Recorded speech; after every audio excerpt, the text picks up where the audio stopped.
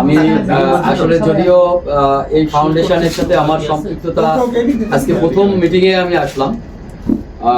আমার যে ছোট ভাই নাজিম দীর্ঘদিন ধরে আমাকে এইটার সম্পর্কে ব্রিফ করছে বা বলছে, তো আমার আসার সুযোগ হয়নি, আজকে আমি প্রথম আসছি।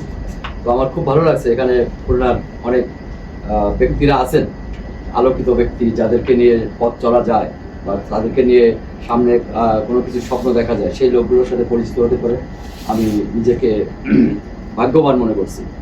আমি একটু আমার পরিচয়টা বলি একেবারেই শর্টে, যেহেতু অনেকের সাথেই পরিচয় নেই। আমি মনিরুজ্জামান লেলিন, খুলনাতেই আমার বাড়ি। আর ব্যক্তি জীবনে আমি এয়ারফোর্সে ছিলাম, রিটায়ার্ড করছি, গোয়েন্দা বিভাগে ছিলাম।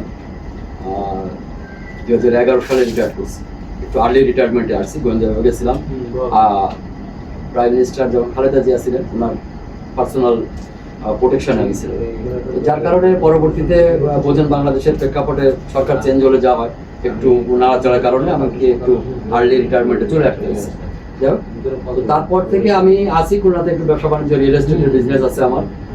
আর লেখাপড়া মাস্টার্স করছি, মার্কেটিংয়ে MBA করছি আমি ব্যক্তিগত জীবনে ম্যারিড, আমার ওয়াইফ রূপসা কলেজের অ্যাসিস্ট্যান্ট প্রফেসর, একটা ছেলে পাবলিক কলেজে ইন্টারমিডিয়েট পরীক্ষা দিচ্ছে এবার।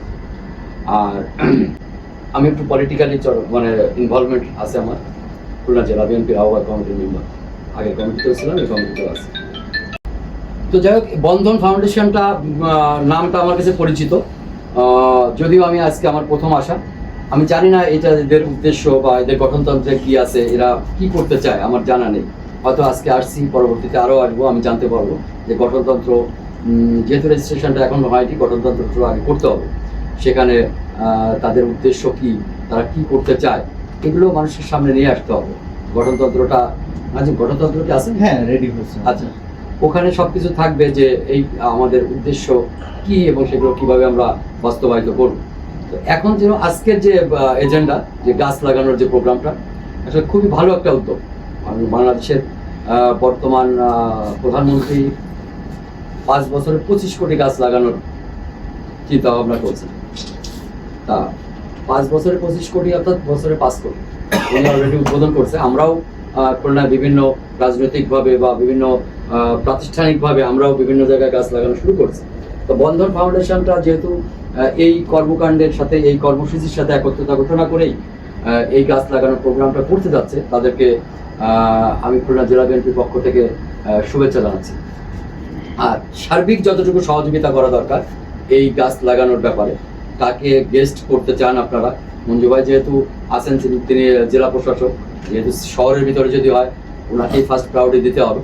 তারপরে আমাদের মহানগর বিএনপির সভাপতি আছে মনা ভাই আছে, সেক্রেটারি আছে তুহিন ভাই, যাক এদেরকে নিয়ে আসা যাবে, এদেরকে নিয়ে আসা কোনো সমস্যা না। গেস্ট হিসেবে আপনারা যাকেই চান, আমি যদি এটার সাথে একটু সহযোগিতায় থাকি তাহলে আর একটু সহজ হবে আপনাদের জন্য, ওনাদেরকে নিয়ে আসবেন। গেস্ট হিসেবে যাকেই আনতে চান তাকেই নিয়ে আসা যাবে।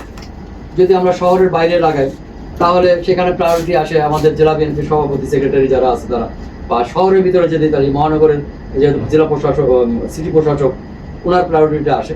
আপনারা একটা সিদ্ধান্ত নেন যে কাকে আনতে চান, এবং তার সাথে আমরা আগে কথা বলে তার টাইমিংটা আগে নিতে হবে।